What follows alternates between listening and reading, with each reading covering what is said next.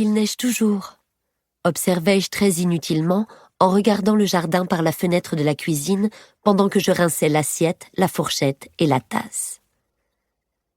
Elaine avait déjà préparé le jardin pour l'hiver en couvrant les buissons et les parterres les plus fragiles. « Je me demande si le temps va se lever », ajoutai-je. Nuala posa un treillis de pâtes très élaboré sur la tourte et commença à en assembler les coins avec des gestes vifs et adroits de ses doigts évanescents.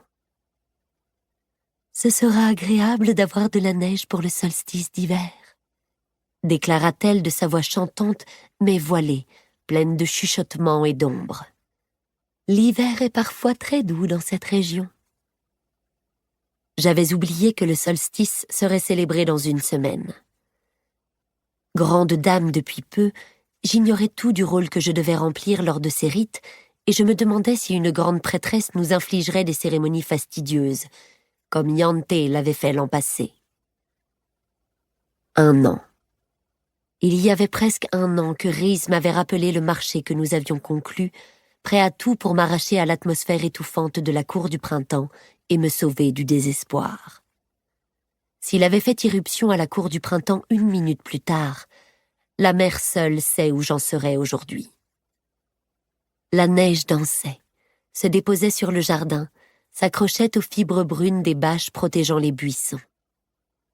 Mon âme sœur, qui avait tant fait, montrait tant de dévouement sans le moindre espoir d'être réunie avec moi. Nous avions tous deux lutté et souffert pour notre amour. Rhys en était mort. Je revoyais cet instant dans mes cauchemars. Je revoyais son visage, sa poitrine qui ne se soulevait plus et le pont qui nous unissait en ruine. Je sentais encore le vide à l'emplacement de ce lien rompu, à l'emplacement de mon âme sœur. Aujourd'hui encore, alors que ce lien coulait entre nous comme un fleuve de nuit étoilée, l'écho de sa disparition subsistait en moi. Ce souvenir m'arrachait au sommeil, me troublait pendant une conversation, l'une de mes séances de peinture ou un repas. Rhys savait pourquoi, certaines nuits, je me serrais plus fort contre lui. Pourquoi, sous un soleil éblouissant, je saisissais soudain sa main.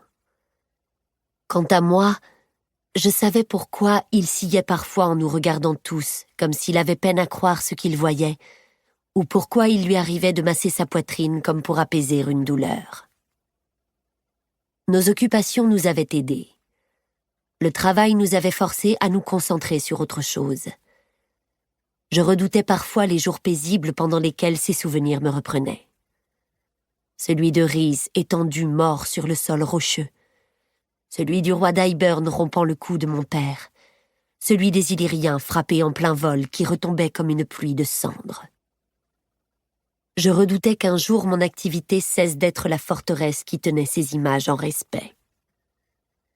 Heureusement, nous avions fort à faire dans l'immédiat. La reconstruction de Velaris après les attaques d'Hybern n'était que l'une des tâches écrasantes qui nous attendaient.